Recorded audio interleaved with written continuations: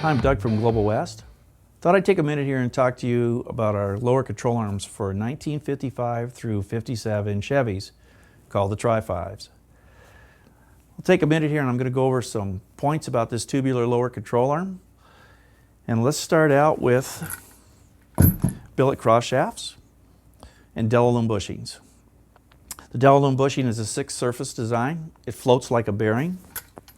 It has Zerk fittings in it for lubrication.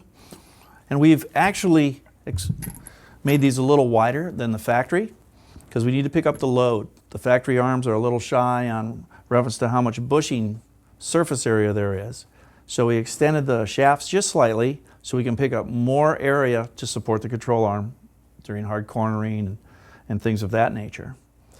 Another benefit that we have, I'll show you this right here, is a spring cushion.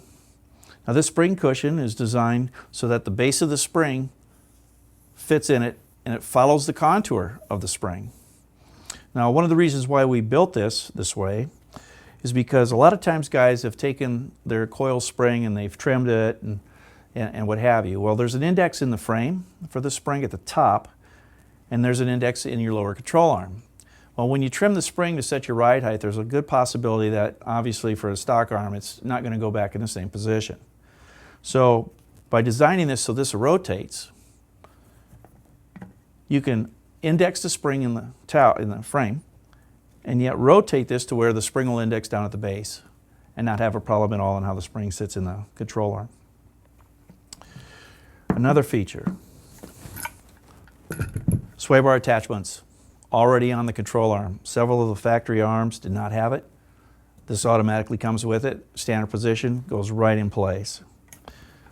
Ball joint. On these control arms we use a standard type ball joint. So servicing this ball joint, you can go anywhere in the country at auto parts store and pick up a replacement ball joint for your application. And we're going to talk a minute here about this other feature here. This is a bump stop. On the lower control arm you have a bump stop so that if you bottom the vehicle out it comes up and hits the frame. Well, most of the aftermarket bump stops are very rigid. Well, this particular bump stop we designed more like a cushion. It actually compresses. It just doesn't go solid on you. And when it compresses, it actually is building in rate. So it softens the blow. Right? So it's not as harsh. It's still stopping the arm from going up and tagging the frame, but again, we've slowed it up by using a progressive type bump stop. Here's another feature. This right here. This happens to be an adjustable steering stop.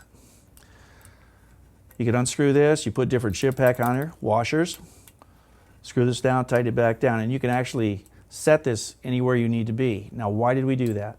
There are so many spindles out on the market for these particular cars, and the steering stop we've found that's on the steering knuckle arm varies.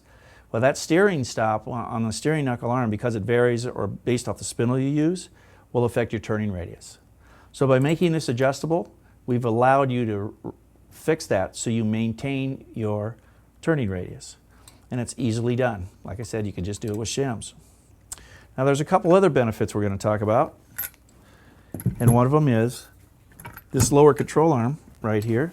I want you to see something here. You see how we've designed this? This is like cut out in a certain way here. And there's also 4 holes. You're like, why do we have 4 holes for the shock? Well, I'm going to show you something. Double adjustable shocks, like this, we happen to have one here. This happens to be a Viking, but there's QA1. There's actually a lot of people building adjustable shock absorbers. Well, you notice the knobs. Well, one of the reasons why we open this up is so the shock will fit through the tubular arm and the knob's clear. Well, why the 4 holes? Well, when you actually have this in the car, and we could simulate that this might be the car, and the lower control arm is pretty much parallel to ground, like so. With the shock bolted in, if you're running a double adjustable shock, these knobs interfere with the spring. They'll actually come over and touch the spring.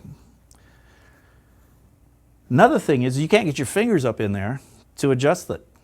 So it makes it very difficult to run the double adjustable on that particular vehicle. So by putting this extra set of holes in here, as you can see, instead of bolting the shock down to the original holes, you'll go to the ones out here closer to the ball joint. And by doing so, you've allowed the shock to move properly without the knobs hitting the coil spring. And the other nice thing about it is it allows your fingers to get up in there, and now you're able to adjust the shock absorber much easier than it was before. So this feature is something that is very beneficial for the double adjustable shocks that are now available on the market. So all in all, the part number for this is a CTA 57L. We also build one for coilover, which is a CTA 57H, and we can talk about that at another time. But for the Tri-5s, they're assembled when you get them. They're ready to go. It's an easy bolt-on. It fixes a lot of issues out there with all these different components that are available for your car, and a lot of them are not compatible. CTA 57L.